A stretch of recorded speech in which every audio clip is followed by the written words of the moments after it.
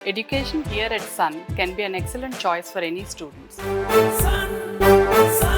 కొంపల్లిలోని Sri Chaitanya school and hostels లో ఓ విద్యార్థి అనుమానాస్పద స్థితిలో మృతి చెందాడు.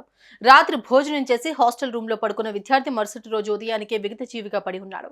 ఇంతకీ ఆ విద్యార్థికి ఏం జరిగింది, అసలు ఎలా మృతి చెందాడు?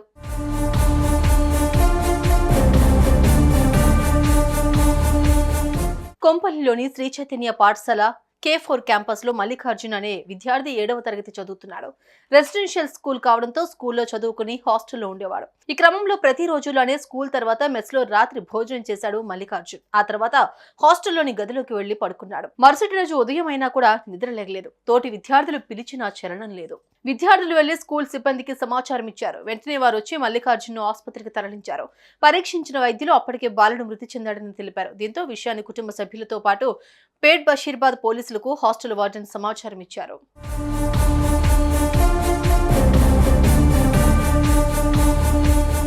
కాగా విద్యార్థి గుండెపోటుతో మృతి చెందాడని అన్నారు స్కూల్ సిబ్బంది. అటు బాలుడి కుటుంబ సభ్యులు స్కూల్ కు చేరుకున్నారు.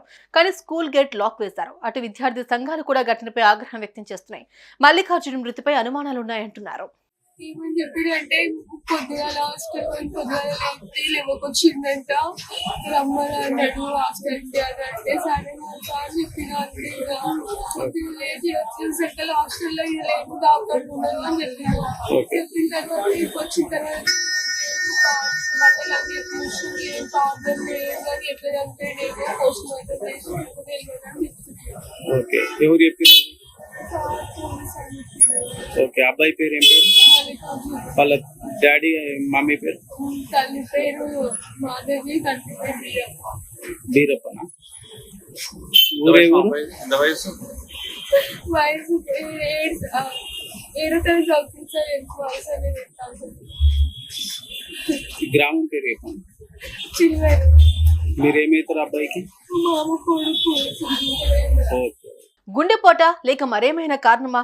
మల్లికార్జున్ మృతిపై అనుమానాలు వ్యక్తమవుతూ ఉన్నాయి. రాత్రి పడుకున్న చోటే ప్రాణాలు వదిలాడంటే నమ్మడం లేదు కుటుంబ సభ్యులు. ఇంత చిన్న వయసులో గుండెపోటు ఏంటని ప్రశ్నిస్తున్నారు. సుమన్ టీవీలో మీ పర్సనల్ అండ్ బిజినెస్ ప్రమోషన్స్ కోసం కింది నెంబర్కి కాంటాక్ట్ చేయండి.